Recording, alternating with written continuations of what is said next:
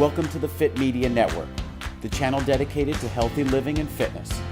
We speak with coaches, doctors, athletes, and more about their routines to help you feel, look, and perform at your best. There is immeasurable, significant geographical differences in health. And I think that's one of the things that I've always looked at is demographic differences. And you find that in 2 or 3 areas of the world, people live longer. You know, is it their genetics? Is it their lifestyle? And typically we're finding that they're more of the high altitude people. They're eating much more naturally. They're eating from, smaller cities where they're not big urbanized things.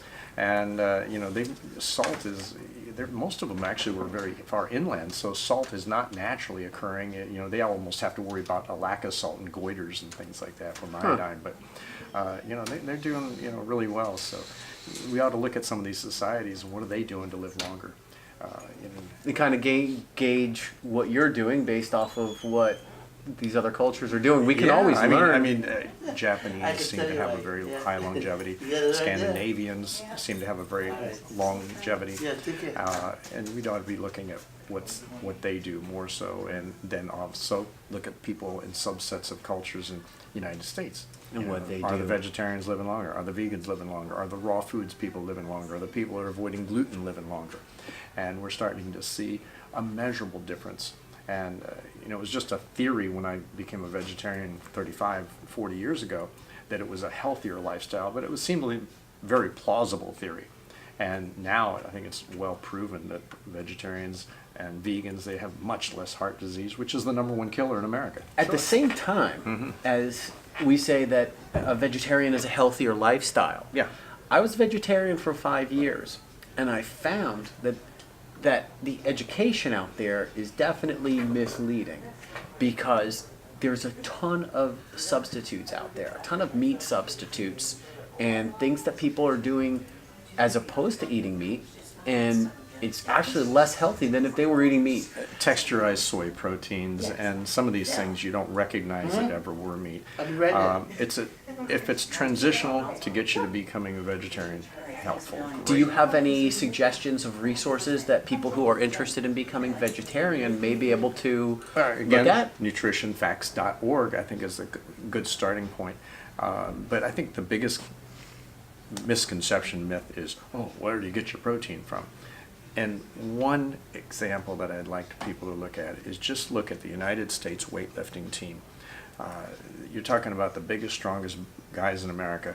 Well, they have to qualify with a certain amount of weight lifted to make it to the Olympics. We only had one American qualify. One.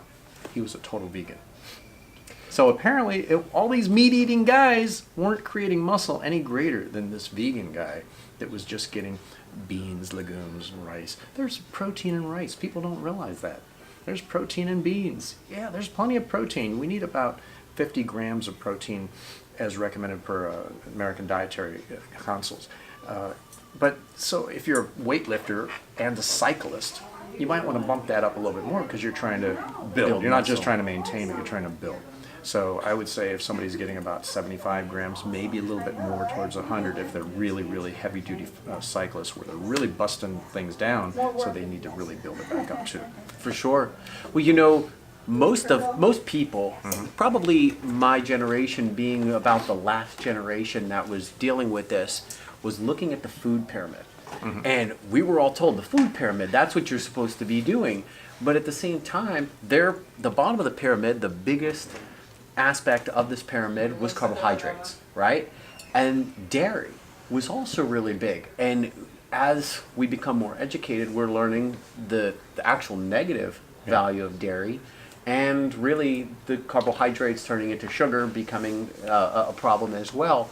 But we're all learning and developing as all of this comes every out. year I'm learning more. And this food pyramid thing, it was crazy because they put vegetables. Like, people worry about, like, if you don't eat meat, how are you going to live, because it's an essential part of that pyramid. No, it's not essential. I've been vegetarian for almost 40 years.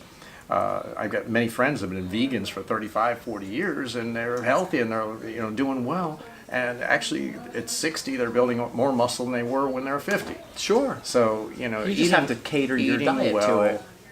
education of nutrition, education of life and health is constantly evolving. I'm a little different this year than I was last year. And just a little tweaking it, tweaking it, improving it, and making some improvements.